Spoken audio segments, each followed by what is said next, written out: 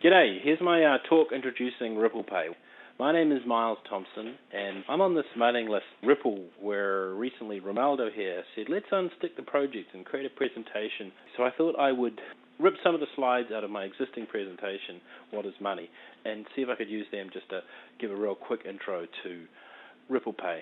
So my talk, Understanding Money, really comes in three parts, but I'm going to rip a bunch of stuff out of those different sections. So let's start with one-sided money. It's motivated by the question, who needs money anyway? Teachers could teach, farmers could grow food, everybody could do stuff, everybody would be happy. We don't really need money to make it happen. However, we know it doesn't work in practice. There's this question, who's going to go first? It's like, why would I help you if I don't know I'm going to get held back? And let's see how the picture changes when you introduce money into the picture. We're going to just give it to Joe. Joe's a lucky person. It's like a catalyst. You see, because now Joe's got some money. He can exchange it with his friend Bob, and Bob can then exchange it with Alice, and then Alice can use that money to buy something from Joe. Notice that you can't actually eat the money. The money hasn't actually provided any good to anybody. All it's done is kind of kicked off this process of trade. So that's enough about what is money for now. In the longer talk, I go a lot on about history of commodity money, but we can skip that for now. Let's jump to two-sided money or debt-based money. That's the kind of money we have today. So let's go from IOUs to banks. Now, we want to try and unstick this process without using any gold. So what Joe here could do is he could just write an IOU on a piece of paper. He could say, hey, I will give you $10. Well, not $10. He'd say, I will give you 10 hours of my time if you give me this IOU, right? And then he can use that to buy something from Alice. Alice can then use that to buy something from Bob. Bob can present the IOU back to Joe, get his 10 hours, Joe gets the IOU, he rips it up. Everybody's happy. Yay. Why is it not that simple? Because some people don't trust Joe. They might trust him, but they might think he doesn't know what he's doing. I don't want 10 hours of Joe's time. So let's try and represent that on the diagram here by saying these green lines here, which are lines of credit, and then the orange lines are the actual debt. Somebody's received something and they owe something back. So it's pretty predictable what's going to happen. His IOU goes to Alice, and then it goes to Bob here, but Grump's here. He in the corner, he's not willing to accept Joe's IOU. He doesn't know Joe. And so the whole system is stuck. It didn't work. So let's introduce the big sister. Now, she's like the head woman of the village. Everybody trusts her, and they know she'll find a way to make good on her debt. Not only that, but she also knows Joe, and she's willing to trust Joe. So she is willing to do this little operation here. What they just did was they swapped IOUs, and everybody's willing to accept that. So the trade goes around, same as before, and then Joe takes the IOU he got back, and he exchanges it back with his sister. They both rip it up. Everybody's happy. Note that she didn't actually do anything. All she had to do was be an arbiter of trust. She had to know that Joe was going to be good for it and create that process of trust. And that's actually what banks do. Well, now I know banks, they're a lot more complicated than that. Especially today, we've got central banking, we've got interest, we've got fiat money. But if you go back to the really old-fashioned banks, an IOU from the banks in the old days would actually say, this piece of paper will be good for 5 pounds of sterling silver from our vaults. And that's what the actual money used to say on it. So when the bank gives it an IOU like that, it's really almost like a dollar note. It's the precursor to our current dollar notes. And what just happened there is the bank lent money to Joe. They said, Joe, we think you're good for it. We're going to lend you $1, and in return we'll get your IOU. I promise to make good on this IOU that I've given you. So now he is good for it. So he then uses that to buy some goods, and then the money goes around in a circle, and finally it comes back to Joe. He makes something in return. He gets back the dollar. He presents it back to the bank. They both rip up their actual debts. Everybody's happy. That's how banking actually works today. That's where our money comes from. That's how it is invented, as debt. Now, again, there's this question of interest, exponential growth, there's central banking, fiat banking. We're not going to get into that. All that's slipped out for now. We're concentrating on a path to understanding what Ripple is.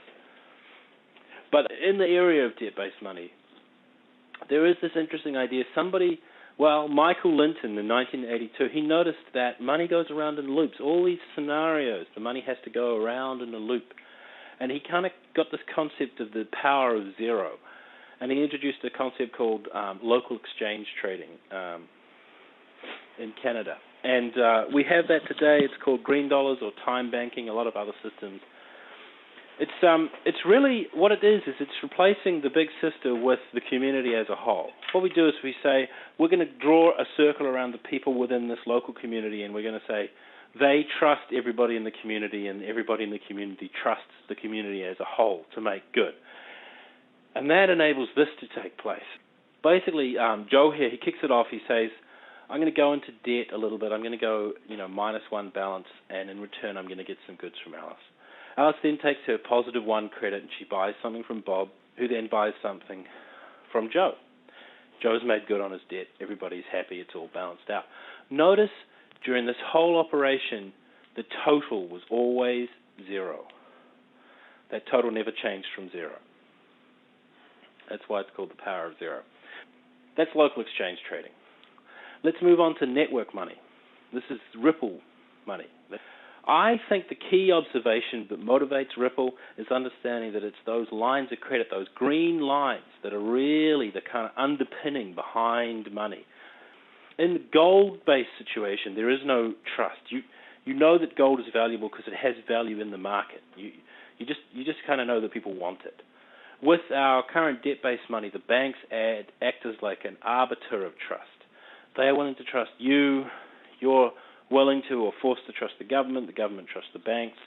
There's kind of this process of trust in circles. And then we have local exchange trading, which is a community of trust.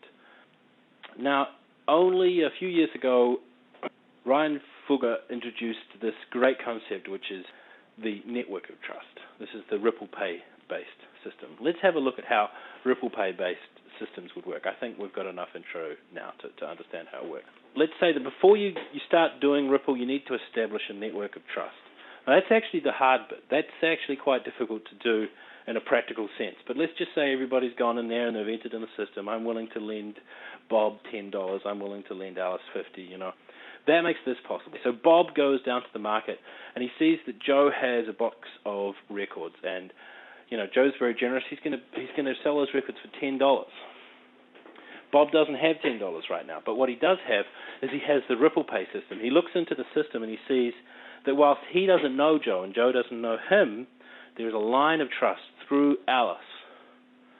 So he enters in this transaction to say, hey, Bob, you give me your records and I'll give you a debt. The debt goes from Bob to Alice and then from Alice to Joe. So now what happens is later on Bob settles up with Alice and Alice settles up with Joe. They don't have to take place one after the other. They don't have to take place at the same time. Those settlements can take place at any time. But basically later on those debts get settled. And as a result, the transaction could take place on the day at the market. Really, it's just a way of establishing lines of debt. But that's what Ripple Pay does. But now watch this. Now this is really cool. Let's say we have this network of trust. And let's say that Bob goes to the market and he buys those records from Joe. But then before he settles with Alice, Joe buys something from somebody over here, and then Bob makes good by buying, and then she buys something from Bob. Now we have a circle. Do you see that? We've got a circle of debts. Hey, nobody owes anybody anything. We can just cross off all those debts. And that's the magic. That's when it's really cool. That's when I think, it's really acting as a form of money. Because we can cross those debts off. We don't need to resort back to the cash-based system. But Ripple does both. It's a bit more flexible. Everybody's happy.